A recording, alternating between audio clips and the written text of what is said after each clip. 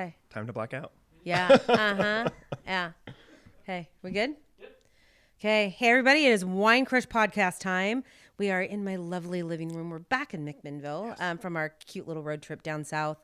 And we have a double going on today. And we have two different winemakers joining us here on the couch down on 3rd Street. And we're going to start with Jason first with Archetype 12. Yes, Did I get correct. it? You got it. I got it.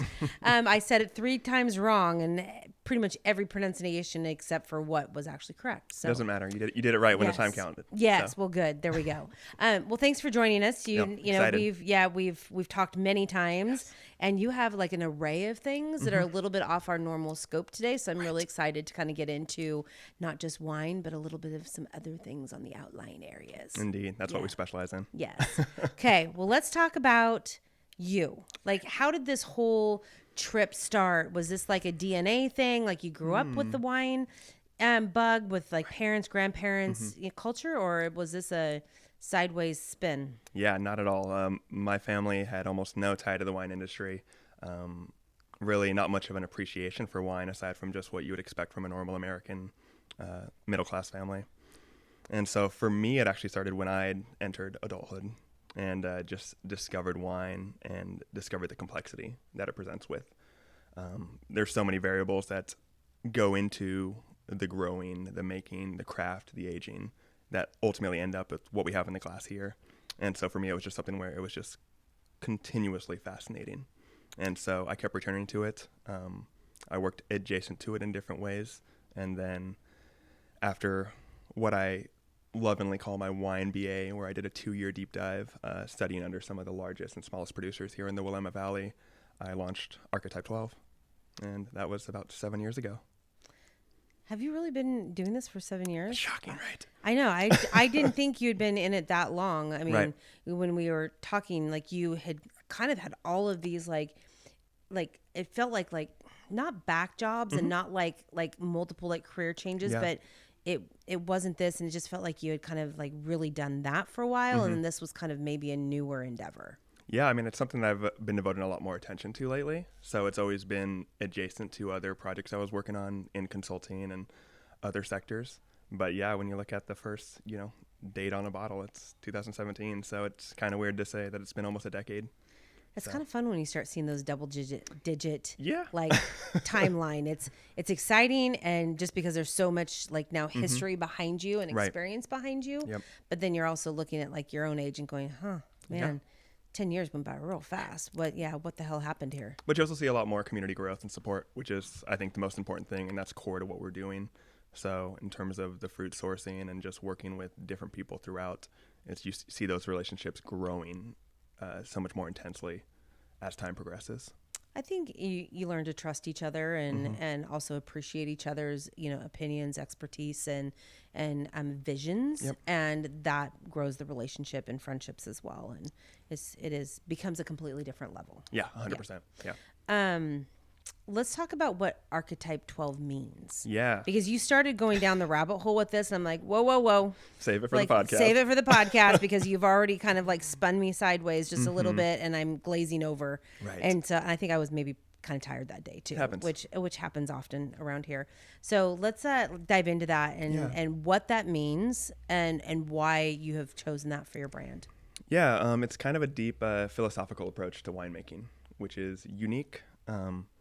Our whole project is based upon the Jungian archetypes, which is where Heidi's eye started glazing over last time.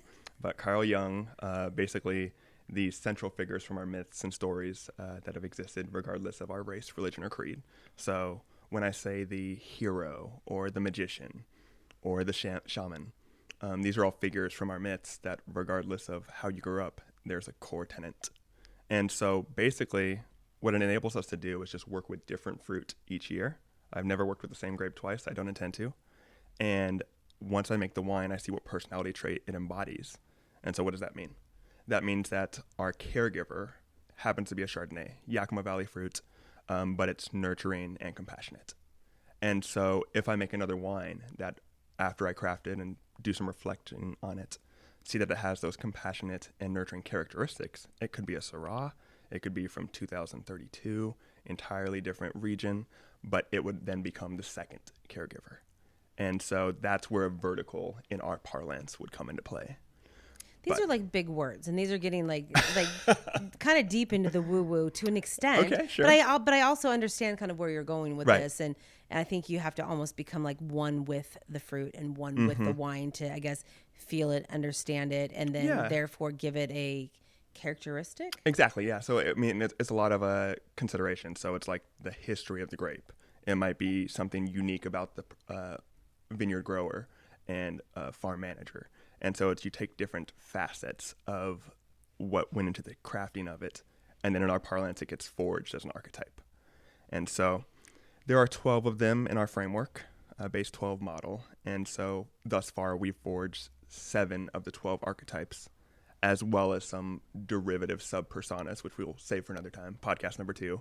Jeez, yeah, that might really kind of blow me out if we start going down a whole another line of things I don't know anything about and I have to learn. But you do know about it, because the thing is, we all know about it in intrinsically, and so these figures, they conjure something subconsciously, which is the idea, and so similarly they connect people. So if we have different upbringings, we can connect over that shared bonding. Likewise, if you were to turn around one of the bottles of my wine, the industry is over tasting notes. I mean, it's great to suggest what fruit notes and, tertiary flavors you might get from a wine, but we didn't want to do that. So we actually describe the archetype on the back of every bottle. So when you find a bottle of our wine at a bottle shop, you can turn it around and essentially read about yourself. And so we find people that are more decadent, they see themselves as more luxurious, they gravitate towards the sovereign archetype, which is the Mourvèdre we have in front of us. Or if you're more of an everyman characteristic, then you might enjoy our Citizen Pinot Noir. And so it's kind of a way for people to find themselves reflected in the wine, which is another level of, philosophy. So is it philosophy or is it psychology? It's a little bit of both. Okay. Yeah. I mean, there's a lot of different archetypal frameworks, and we're not going to go down all of them, but Thank you. Yeah. But like I'm interested, but thank you. one of the ones most people is common with is the zodiac. So that's another one you could think of as like, a framework of archetypes. And so, is that psychology? Is it philosophy? It's like, is it woo woo? Yeah, it's it all all depends. The above. Yeah, I mean, it all depends on how you look at it and kind of what your belief system is. Yeah, for sure. So is the zodiac sign, is that like another complete set of archetypes, or is it like down a different like side street? Yeah, so if you think about it, like it would be like an Eastern versus Western approach in some ways. Okay.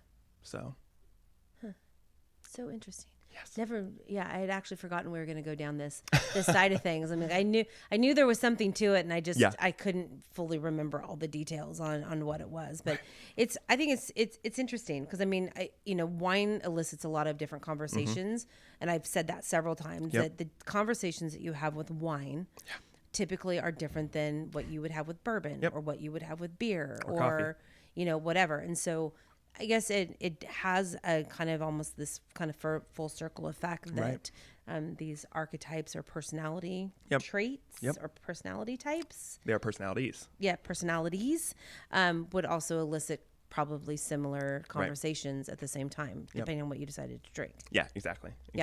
And you would have a lighter, more like approachable archetype, depending on what you're doing that day, versus like the sage, which might put you in like a more contemplative, reflective mindset.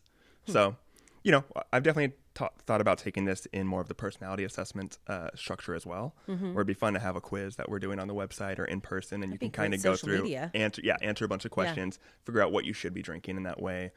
Similarly, when we have the full portfolio of 12 archetypes forged, then, you can come in theory, do an immersive, interactive tasting experience where you kind of discover what some of your archetypes are.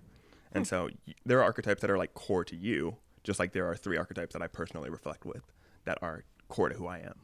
So I guess I've never really thought about it that way. I just get up and move every day, and I'm sure we could come up with who I am. Oh, I could probably diagnose you in about I'm sure 30 seconds. Yeah, so. Probably so. We don't need me on meds later today, so we'll skip that. Are you from around here originally? Or you? Yeah, I grew up in Portland, so. Okay, so you're never traveled far from home. Local boy, lived local on the Oregon kid. coast. Yeah. Yep. My grandmother retired and then ultimately passed away here in McMinnville, and so That's how you got here. So I'm actually still in Portland myself. So okay. Portland-based winery, formerly Portland-based tasting room. and then a lot of events throughout the Portland area. The Portland Spirit, John's Marketplace, all sorts of things. But there's so many things that go on with the wine industry anymore. Yeah. There's never a shortage of something that is out there for people to come find. Small producers, big producers, and everybody in between. Yep. And it's always going to be a different type of experience, regardless, of who you're with. Yep. Oh, 100%. And the ambiance. So. Yeah, it's the building and the place set the tone, and then it kind of draws just a completely different crowd of people and winemakers at the same time. So, so you are also doing cider. So where did the wine come first, or did the cider come first? Yeah, so the wine came first. The wine's always been traditionally sourced. So when you're a small producer, you're trying to find great vineyards to work with, but often you're limited because of the amount of grapes we're purchasing. So for most of the archetypes that we forage, we're foraging anywhere between 1 to 2 barrels worth, which translates to, a half a ton to 1.5 tons, which is very small for a lot of these vineyards. And so, that's limited what I'm able to source and who I work with, but I've been lucky to, cement some great partnerships.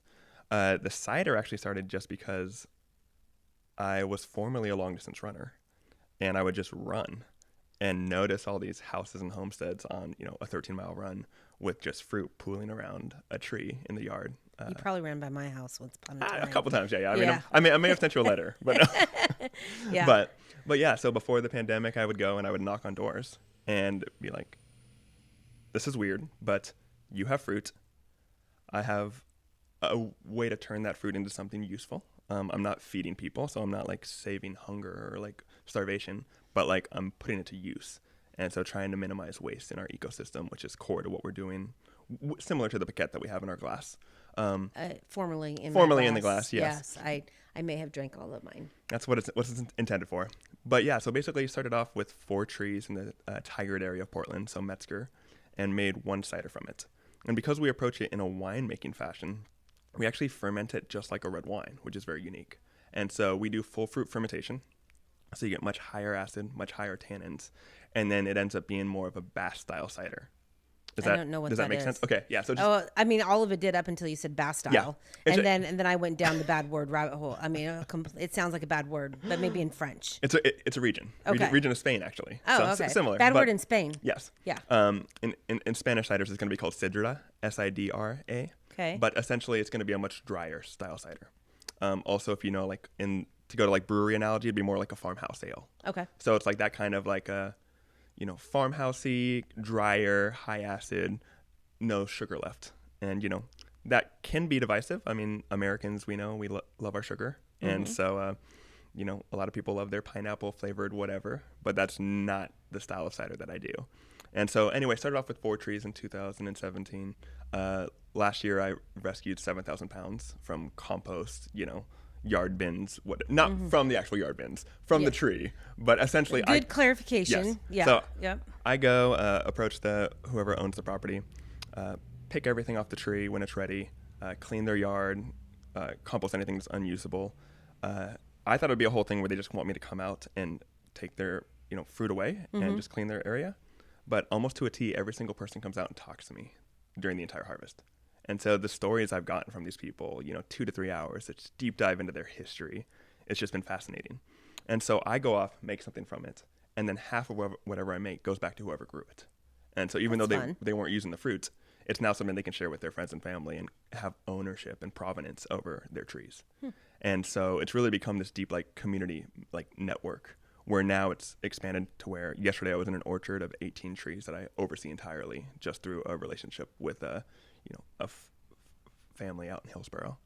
And so cider, they've always been sort of like alongside, but I get to be very, very experimental with cider, doing very unique flavors compared to the wine being more, allowing the wine to develop as it will and turn into whatever archetype it wants to be. Sure. No, I get that. My glass is empty though. So are we going to wine next, or are we going to We are. cider? Okay. And we can't have empty glasses. So. No, we can't, because that was the rule when we started, that the glasses had to stay, that was the only hydrated. Rule. Oh, so this is going to be this is a sovereign. So let's test the theory. So when I say sovereign, what comes to mind? I don't know. I honestly, I don't know. I don't even know if I really know what the word means. If I say sovereign nation, that's the only thing that comes to mind. So And I don't know what that means either. If I say empress. Empress? Yeah. Oh, If I it say sounds queen. royalty. Yeah. That's exactly it. So the sovereign is an archetype that wants to maintain order and control. Oh. And so this happens to be I might have a little sovereign in me. Yeah, I can see that. Yeah. And so this is a feminine take on sovereignty, which is a Mourvedre from the Red Mountain AVA, which is a very, creme de la creme region of the Columbia Valley. Yep. And so it's a little bit lighter, more delicate, but we call her Her Highness, the Empress. So it is like that feminine. It's a little bit lighter and a little bit more delicate. Yeah, no, it's tasty. Yeah, I guess I've learned something new. Now I know what sovereign means. I can just, paraphrase it with, the Empress royalty Exactly. kind of thing. So, learn something new every day. And it's a 2021 vintage. Okay, so this is a couple years old and has sat in bottle a little bit and it's been aging well. Yeah, for sure.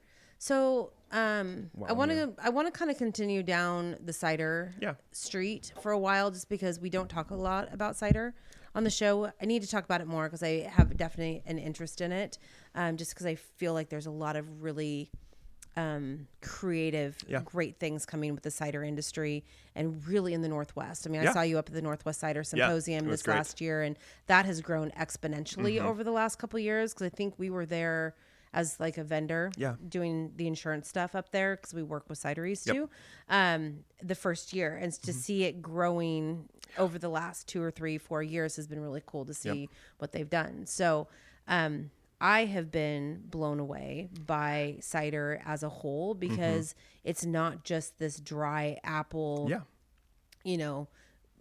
apple top kind of whatever it is. The stuff that you were, grew up with, that was so like syrupy, sweet, concentrated, and it's not just this dry, almost like acidic apple juice. Yeah. There's so much creativity going on with the cider industry and folks, and I have a couple invitations to come up and do some kind of exploratory stuff up in the Washington area this summer. But like I've had like what was it, a bergamot like orange like tea kind of cider that was a porch pounder. Like literally you throw some ice in that bad boy and you are shithoused by the end of the afternoon. I mean, like, it was so easy to drink. Sure. Like, almost like you felt like you needed to add vodka to it to give it a little kick, but it would have really sent you over the edge. And then I think last year there was like an Americano espresso type cider, which sounds disgusting. Right. But it worked. It was so good. Yeah. Could have made espresso martinis out of that too. It's a little bit of a vodka like vibe on this for whatever reason, but I'm like, I'm also noticing the caffeine vibe with the bergamot and the yeah. Well, there might be a couple vices, not so much the vodka necessarily, but it's one alcohol I can still drink, without getting borderline ill. I've had too much fun in my past, and I've had to eliminate some things from my repertoire of things to mix with. As we all have. But if we need to launch like a companion podcast for the Cider Crush podcast, and you need a co-host, let me know. 'Cause we can make this happen. Yeah, no, definitely we could. Yeah, it's all time and money, my friend. Indeed. Yeah, but it's I did not realize you could actually make cocktails with cider as well. Yep. And thank you to the great folks at Two Town Cider. They opened my eyes open to some really nice concoctions. And I'm like, gosh, why would you mix that with gin? But then after you try it, you're like, well, that's why you mix it with gin. It's just lovely. And so I think cider isn't given enough validity on really how complex it is, and also how versatile it is, but how delicious it is. And it's not just these big old acid bombs that are just apples. Yeah. So. Yeah, we've done some very experimental things. And it's funny you're talking about cocktails, because actually the Paquette I actually recommend as a cocktail mixture as well. And so, like you were mentioning gin, but the botanical notes like play well with that sort of like woodsy spritzer kind of vibe. And so we actually do a line of cocktail or ciders that are influenced by cocktails as well. So I didn't bring it today, but we have an old fashioned, which is a similar take, where we added a bunch of tart cherry juice, and then cardamom bitters and orange bitters and a little bit of cedar. And so, get some unique characteristics. Interesting. Sounds complicated, but I bet it's probably delicious. I'll bring some next time. Yeah. Okay. But it's But also wine as cocktails is also something, I've seen people do. And I'm like, okay, I would have never thought about doing that with bourbon either. But, okay.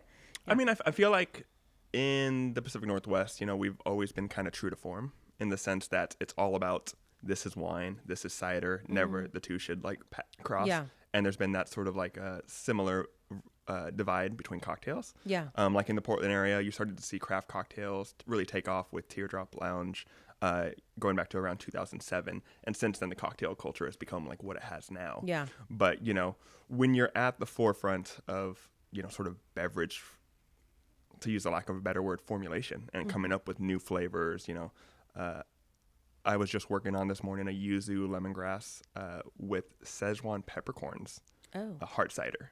And so it actually has like a mouth numbing impact while you're drinking it to like do a different experience. Huh. And so when you're like experimenting with these very interesting combinations, you meet these other amazing craft people and bartenders and, you get ideas just from, being out in the world. Yeah. And so there's definitely a lot of overlap as the industry's evolved. But like you're saying, cider's come a long way.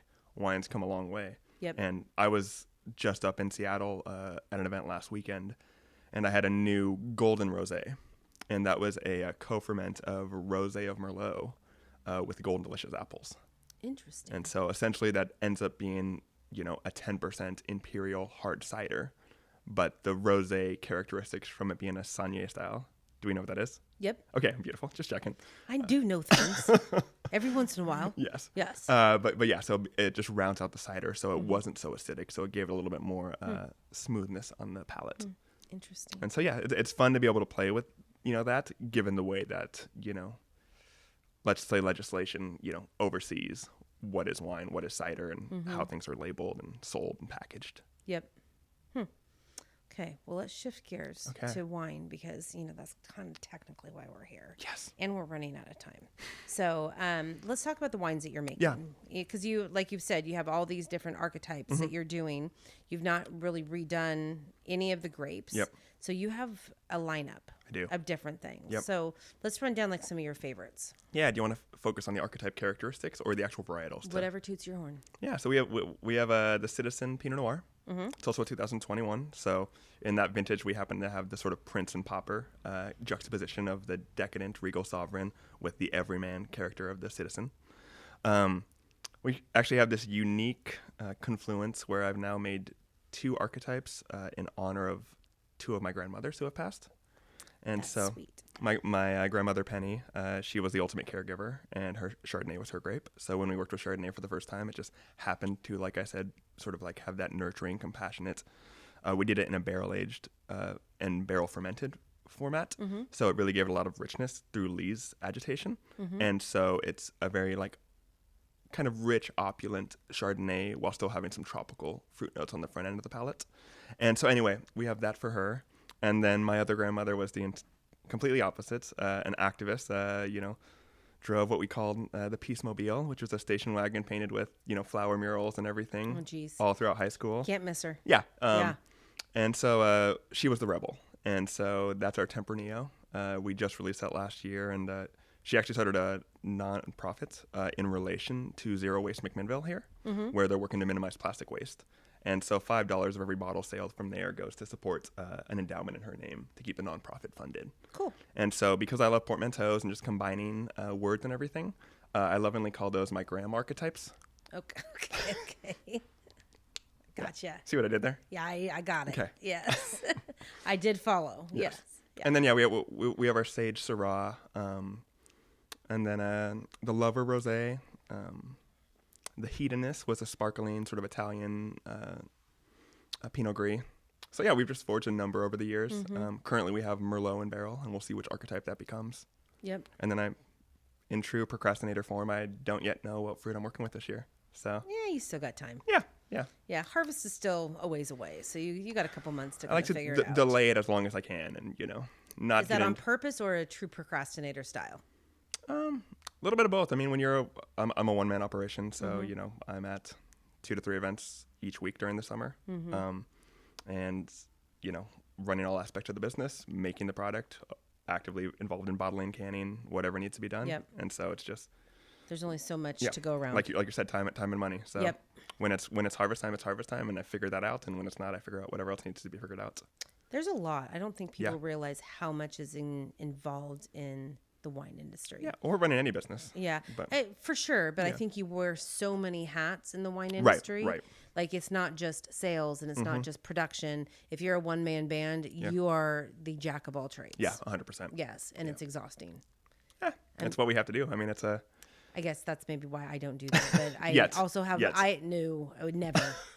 Let me put it right now. Never. I will never own a vineyard, and I will never make wine. It's on the record. I want to enjoy everything that you all make and just sit back and relax and not have to be out, in 95-degree heat, hedging and doing things. So that's why I've always said I never want to own a vineyard. Yes. I mean, if it happens, it happens, but I have no need to because we have so many beautiful vineyard growers throughout the Pacific Northwest.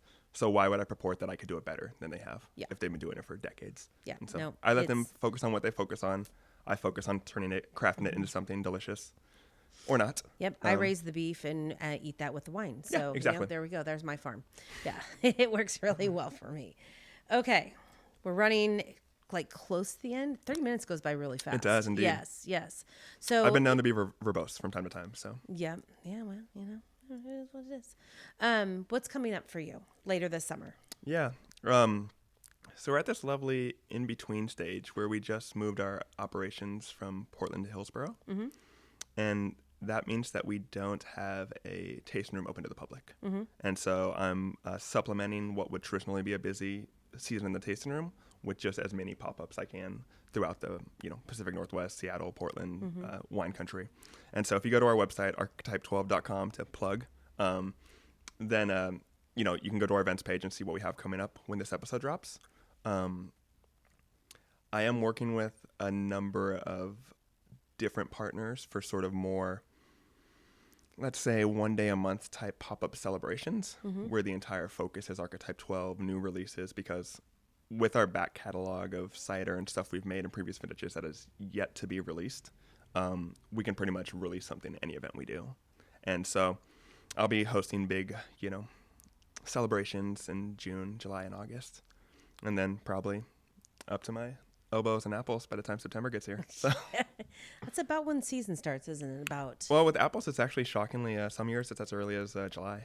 And yeah, so I was saying, I think our Gravensteins were ready like early August last year. They started turning. So And we always like to do the French cellar technique. So we try to like pick them and let them sweat and sweeten before we process them. But yeah, we just eat them. Yes. Well, if you end up with surplus, someone who can turn it into something delicious. So. My tree got a major haircut this year, or we usually have a massive surplus. Yep. So I will keep you in the loop. Future, but this year is probably going to be a limited crop. Yes, it needed a haircut in such a bad way, so it's much happier. Fantastic. And you can see the road now. That's what we want. Out of my driveway. Yeah. Happy trees and visibility. Yes. Like causing car accidents at my driveway is really not what I'm looking for. I mean, especially as an insurance agent. I was going to say it goes hand in hand. Yes, right? Yes, right. So I have a big umbrella. Yeah, just in case. Okay, where do we find you on social media? You already plugged the website. Yeah, social media is going to be Archetype 12 Wines on all channels. And we try to be as active as a one-man band can be. Yeah, sometimes limited. Yes. It's hard. Again, it's hard to do it all. So. But we offer, obviously we have a storefront online. We offer free delivery throughout the Portland Metro. So we also ship almost nationwide. So regardless of where you're viewing, you can find our stuff and get either some wine or cider sent your way. I love it. It's good stuff. We need to open that cider here shortly, because now my Empress is finished. Let's put a little bit of cider in there to finish off, and then we're... and normally we would rinse, but because we don't have a receptacle... we're going to make it extra rosé today. There. YouTube, don't judge us. Yep, no judging. So this is, just to give you the backstory, this is the cider project is called Terroir Incognito, and you can find it at all John's Marketplace in addition to our websites. Ooh, that's refreshing. Yes, so this is actually, we picked the fruit for this cider from the tree 2 hours before they cut the tree down. Oh. So the cider is called Last Drop, because that's the only time there will ever be a cider made from it. Sure. And then after we fermented it in our traditional Basque farmhouse style, we then harvested a bunch of wild raspberries and made a raspberry wine, which we then dry hopped. So it's a raspberry hopped cider. Interesting. You can taste the raspberries. Yeah. I knew there was something in it that I just couldn't put I only took one sip. That's and okay. I also was finishing, the Empress. The Empress. So, But yeah, so it's kind of more like a sour in that vibe. If you're thinking of like sour beers. Mm-hmm. I could see that. Yeah. In fact, I need to get my sour beer guy on here too. Yes. Speaking of a side note, Jason, thank you. Oh, I was been Thanks looking for bringing forward all to this. like your whole like not necessarily flagship, but a little bit of Yeah. everything, so we could try a little bit of everything. course. I like having Variety. and options, and it's It's just the spice it's of just life. fun. It's just fun to see what everybody else is doing. Yeah. So, thank you so much for driving back down Of and course. bringing some stuff and enjoying and explaining to me what the archetypes are again. I didn't Yes. glaze over near as much You didn't? this No, time. you're perfect. And Yes. there will be a test once we get off air. And, Yeah, probably not. Yeah. Have enough wine and I can probably recite them all back to you. Indeed. So, yes, Indeed. I get kind of chatty with a little extra wine. So thank you. And Yes. everybody, it is time to refill your glasses. Cheers. Get a little cheers in and take a little break. And we're going to come right back with Tyson with Copious Cellars and see what he's brought us today as a little present. So, I'm looking forward to it. Yeah, me too. All right. Thanks, Heidi.